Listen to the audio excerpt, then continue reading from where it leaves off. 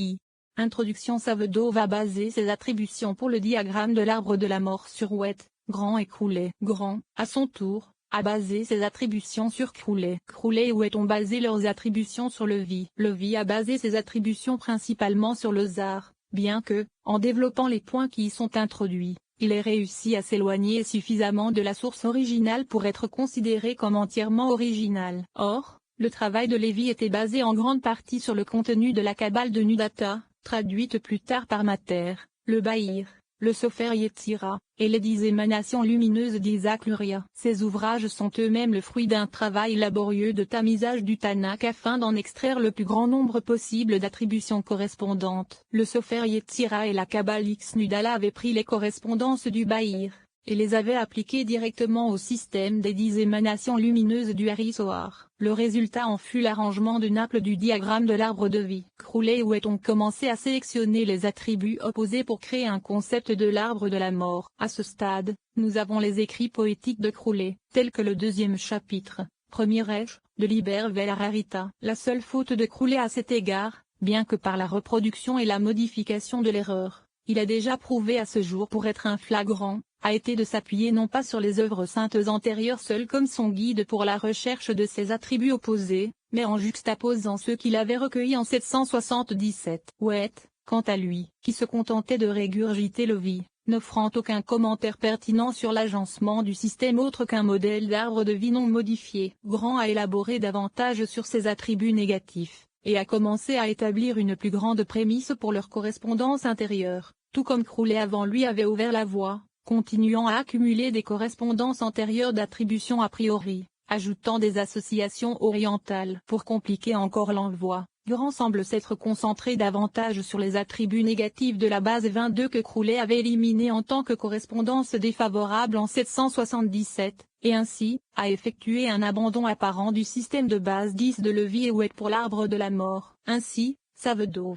en essayant de créer un diagramme de l'arbre de la mort sur lequel il pourrait établir les correspondances établies par Grant pour les attributs négatifs recueillis par la Crowley et Wet à partir de Levy et d'autres sources, a été confronté non pas à un, mais à 2 ensembles systémiques distincts, le système de règles en base 10 de Crowley, tiré en grande partie de Levy, élaboré par le contemporain et rival de Crowley, Wet, qui traduit Levy, et le système en base 22 de Grant qui élabore la brève et énigmatique référence de Crowley au sigil du Cliffot. Le caractère vague de la contribution de Crowley sur laquelle Grant avait basé sa ligne de recherche, vie, Liber Osiri Amun et l'ensemble du Cliffot, compliquait encore cette affaire. Avant de commencer à analyser le système conçu par la Crowley, Grant et Savedo, nous devons noter qu'il s'agissait, pour chacun d'entre eux individuellement, d'une entreprise de plus difficile, et ajouter que l'effort cumulé de leur contribution combinée a souffert de cette difficulté personnelle que chacun a apportée avec lui. Pour ne citer qu'un petit exemple, Crowley lui-même a complètement abandonné le projet en faveur de l'héroïne, et son magnum opus, la Rota de Tezuti,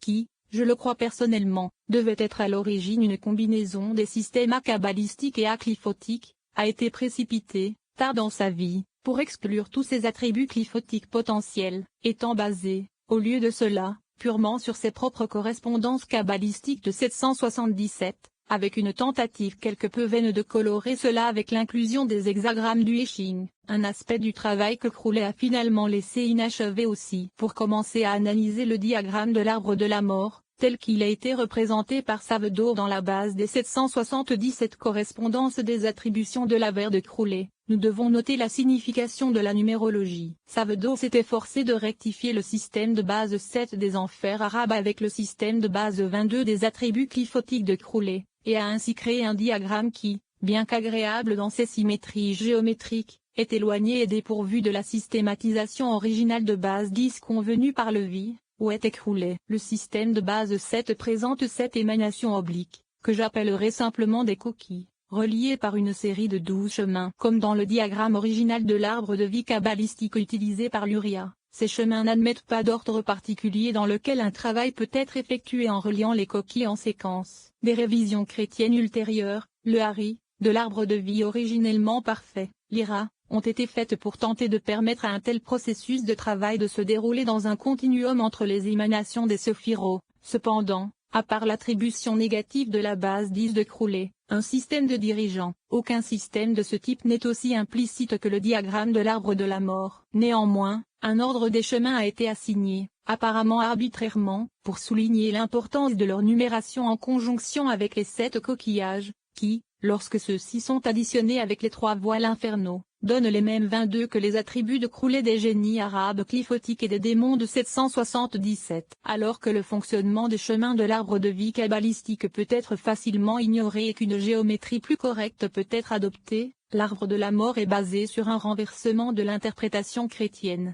et semble donc dépendre du concept d'un ordre numérique fonctionnel pour ces chemins, qui n'est pas soutenu par la symétrie géométrique du diagramme de l'arbre de la mort lui-même. Par conséquent, afin d'attribuer les attributions d'un système de base 22, tels que les atouts du tarot, à celui des chemins et des coquillages inclus dans le diagramme de l'arbre de la mort, il faut recourir à la gématrie. Crowley lui-même indique clairement qu'il s'agit là de sa prochaine étape, avant d'abandonner le projet, dans le livre Osiri Amun, où il attribue des lettres comme mécanisme de chiffrement entre 2 tableaux, l'un, Osiri Amun, destiné à transmettre les correspondances de la Kabbalah et l'autre des génies du Cliphot. Malheureusement, nous ne sommes pas mieux lotis ici, puisque les versions Ari et Jorah, de l'ordre de l'alphabet hébreu diffèrent non seulement l'une de l'autre, mais aussi de l'ordre réformé du même par Ben Yehuda. Alors qu'il convenait à Crowley, en son temps, d'utiliser simplement l'ordre réformé alphabet pour établir les correspondances de Kabbalah recueillies en 777 et, à partir de là,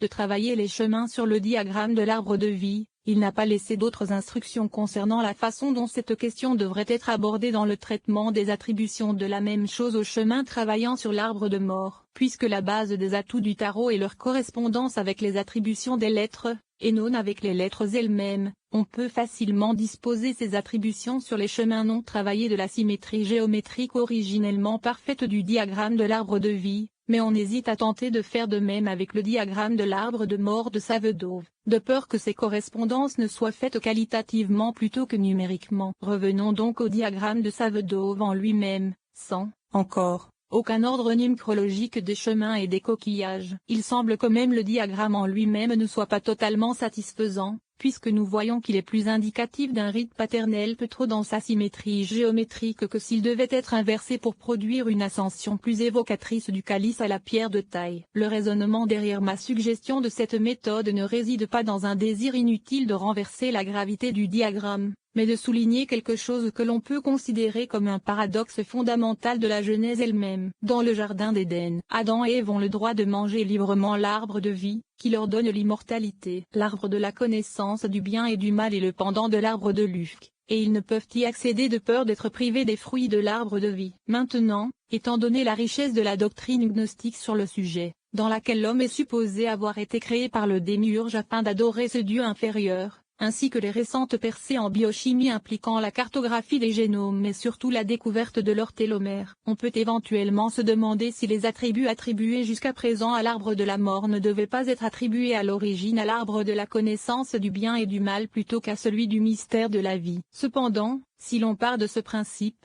il devient nécessaire de se demander si le diagramme de l'arbre de vie existe toujours en tant que tel. À cet effet, les informations provenant de diverses sources anciennes et nées, antérieures au diagramme géométrique symétrique lui-même, ne manquent pas. Toutes ces sources affirment implicitement que la Kabbalah est une doctrine secrète, destinée à être transmise tout au plus oralement d'une génération à l'autre. Le mot « Jabala » signifie lui-même tradition, et nous pouvons en déduire que, conformément au fait que la Torah est à la fois sa source et son point de référence, cette tradition fait référence à la loi. De nombreux autres arguments peuvent être avancés sur ce point, comme ceux qui peuvent être cités dans tous les ouvrages mentionnés précédemment concernant la construction du diagramme de l'arbre de vie, mais aucun ne peut expliquer pourquoi le diagramme a été choisi pour s'appeler l'arbre de vie, par opposition à l'arbre de la connaissance du bien et du mal. Ainsi, nous pouvons choisir de voir maintenant, il y a au moins de la place pour la spéculation sur la question des attributions très nominales de ces diagrammes eux-mêmes, et à partir de là, il est possible de faire un pas de plus vers une compréhension juste et appropriée de leur signification individuelle et relative. Par exemple,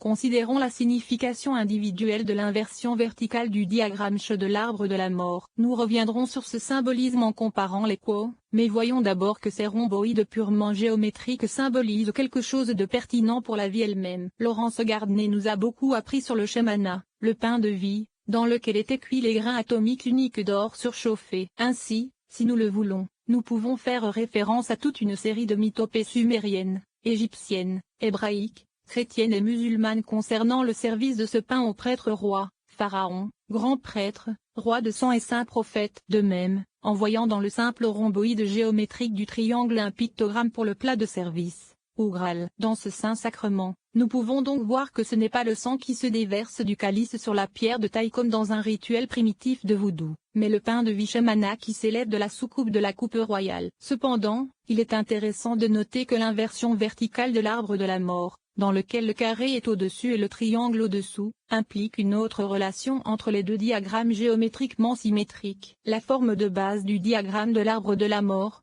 selon Savedove, est tétraédrique. La forme de base de l'arbre de vie parfait inaltéré est cubique. Ainsi, en plaçant le carré au-dessus et le compas ouvert au-dessous, nous impliquons la supériorité du plaidoyer de la justice sur la vie simplement existante. Nous pouvons maintenant spéculer sur le fait que, étant donné la construction tétraédrique de l'arbre de la mort, il est plus représentatif de la double hélice d'acide désoxyribonucléique, ADN, à l'intérieur du noyau de toutes les formes de vie cellulaire. Cela peut être justifié par le modèle d'assemblage tétraédrique proposé par Buckminster-Fuller pour l'ADN, dans lequel une série de tétraèdres sont empilés bord à bord pour déterminer le degré approximatif de rotation par cellule unitaire avant un tour complet de 360 degrés. Dans ce modèle, il a été révélé que 22 phases de tétraèdres sont exposées le long de l'extérieur d'une seule bobine de celle-ci avant qu'une rotation de 360 degrés ne se soit produite, moment auquel le modèle se répète et recommence. De même, la nature doublement cubique du diagramme connu jusqu'à présent sous le nom d'arbre de vie peut être considérée comme représentant un modèle récursif similaire d'une composante dimensionnelle supplémentaire. En d'autres termes, quelque chose de similaire à l'ADN d'une forme de vie supérieure, d'un ordre si supérieur au nôtre que nous ne l'avons pas encore rencontré dans la réalité définie par nos trois dimensions spatiales, couronnées par la quatrième dimension temporelle. Ainsi,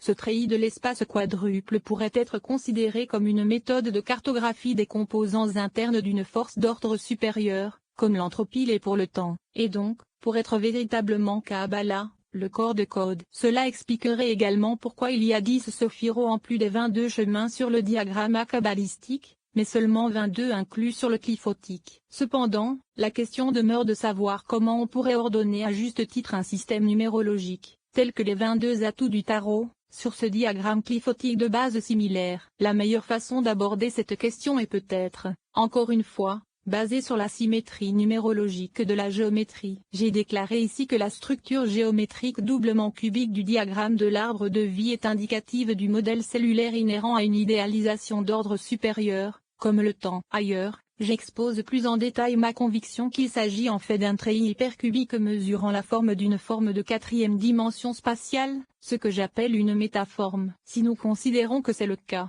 et si nous comprenons que le double tétraèdre, lorsqu'il est joint, forme le stéloctaèdre, qui est le volume racine du cube à 8 angles, alors nous pouvons appliquer ce fait à la forme de la quatrième dimension spatiale également. Il en résulte que le diagramme de l'arbre de la mort en double tétraèdre est, vu d'un coin, la même forme de quatrième dimension spatiale que le diagramme de l'arbre de la vie, vu du bord. Tout comme un stéloctaèdre est la racine cubique du cube tridimensionnel à 8 angles, l'hypestéloctaèdre est la quatrième racine de l'hypercube quadridimensionnel à 16 angles. Ainsi, il n'est pas surprenant que l'arbre de la mort possède le même nombre de coquilles et de chemins inclus que le nombre de chemins sur l'arbre de la vie, ni que ce soit ce modèle que Savedove a choisi de révéler comme base fondamentale de la structure sur laquelle représenter les 7 enfers arabes et les génies cliphotiques de Crowley comme étant les coquilles et les chemins de ceux-ci. Il semble donc relativement facile d'assigner les atouts du tarot, en tant que système de base 22, au diagramme de l'arbre de la mort, soit en abandonnant complètement les 3 éléments alchimiques spirituels,